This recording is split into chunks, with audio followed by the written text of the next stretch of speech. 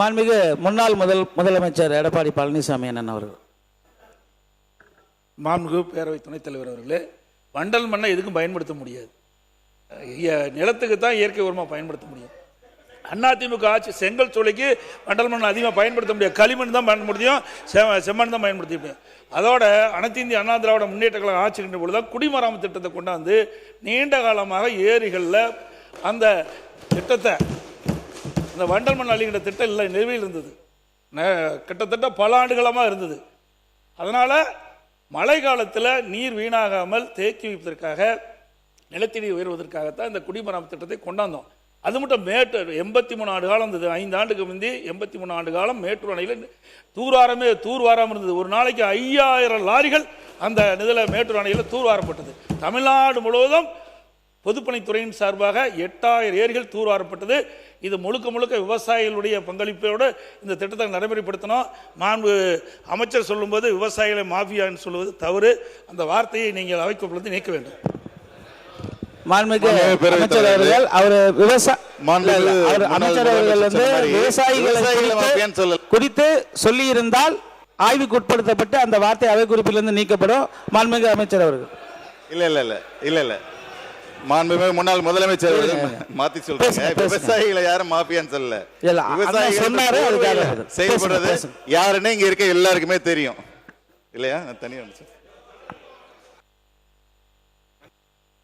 மாண்புமிகு உறுப்பினர் மணி அவர்கள், நீங்க தொடருங்க. எங்க அவர் இப்பதான் ஃபர்ஸ்ட் பேசுறாரு, உங்களுக்கு வாய்ப்பு கொடுக்குறோம். அவர் பேசி முடிக்கட்டுங்க. சப்ஜெக்ட் விட்டு வெளியில மாறுது, வேணாம், முடியாது. நீங்க பேசுங்க மாண்புமிகு. சப்ஜெக்ட் விட்டுட்டு அடுத்தது பேசிட்டு இருக்காதீங்க. உங்களுக்கு போதுமான தகவல் அமைச்சர் கொடுத்துட்டாங்க. இருங்க. அவர் முன்னாடி அவை முன்னவர் தெளிவா கொடுத்துட்டாரு, போதும். அவை முன்னவர், மாண்புமிகு அவை முன்னவர் உறுப்பினர் உட்காருங்க ஒரு நிமிஷம். மாண்புமிகு அவை முன்னவர். மாண்பு பேரவைத் தலைவர் அவர்களே, மாண்பு உறுப்பினர் எல்லோருடைய கோரிக்கை ஒன்றுதான். அதை மனதிலே வைத்துத்தான் இரு துறைகளும் சேர்ந்து நல்ல முடிவுகளை மேற்கொண்டு முதலமைச்சர் ஒப்புதல் பெற்று நாங்கள் அறிவிக்கிறோம் என்று சொன்னோம். அதற்கு பிறகு அதையே தொடர்ந்து பல்வேறு கருத்துக்களை சொல்வது தவிர்த்து இப்போது இருக்கின்ற துறையின் சார்பாக நீங்கள் தங்கள் கருத்துக்களை வழங்க வேண்டும் என்று அன்போடு கேட்டுக்கொள்ளுங்கள். மாண்புமிகு உறுப்பினர் அவர்கள், மாண்புமிகு அந்த சப்ஜெக்டை விட்டுட்டு அடுத்த சப்ஜெக்ட்டுக்கு வாங்க. பேரவை துணைத் தலைவர் அவர்களே, நான் சொல்லுவது வண்டல் மண் எந்த மண்ணா இருந்தா சார் அதை விட்டுட்டு வேற சப்ஜெக்ட்டுக்கு வாங்க சார். சார், வண்டல் மண்ணிலே போயிட்டு இருந்துச்சுன்னா அடுத்தடுத்தது எப்ப முடிப்பீங்க? சீக்கிரம் பேசுங்க.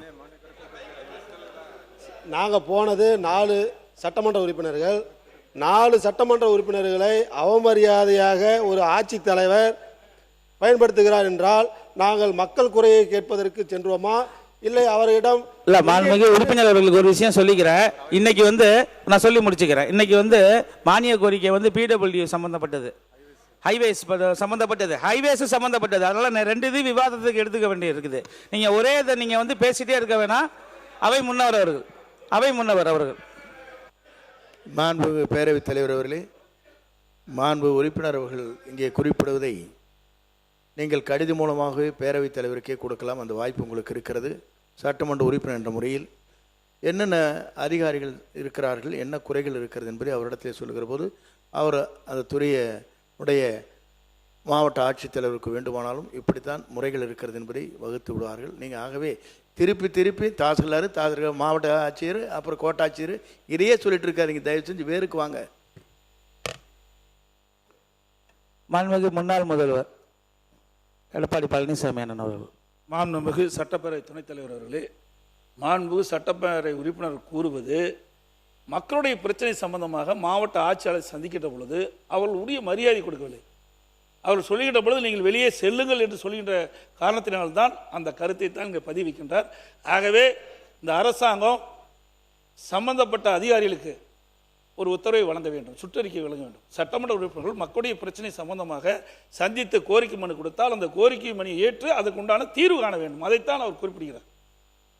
மாண்புமிகு அவை முன்னவர் அவர்கள் சுருக்கமா ஒரு பதில் சொல்லி முடிச்சிருங்க. சுருக்கமா அந்த விஷயத்தை முடிச்சிருங்க. மாண்பு பேரவைத் தலைவர் அவர்களே, இதற்கான ஆணையம் இருக்கிறது, எல்லோருக்கும் தெரியாது ஒன்றல்ல. சட்டமன்ற உறுப்பினர்கள், நாடாளுமன்ற உறுப்பினர்கள், உள்ளாட்சி பிரதிநிதிகள் செல்கிற போது என்ன பொதுமக்களுக்கான கருத்துக்களை எடுத்து செல்கிற போது உரிய அதிகாரிகள் அதற்கான முறையில் அவர்களை வரவேற்று அவர்களுக்கான அந்த பணிகளை ஆற்றி என்ன இருங்க சொல்லிடுறேன். ஆகவே அந்த நிலைதான் இருக்கிறது. அப்படி ஏதாவது இடத்துல குறை இருக்குமேனால் அவர் சொன்னதைப் போல அதற்கான அரசு கவனத்தில் எடுத்துக்கொள்ளும்.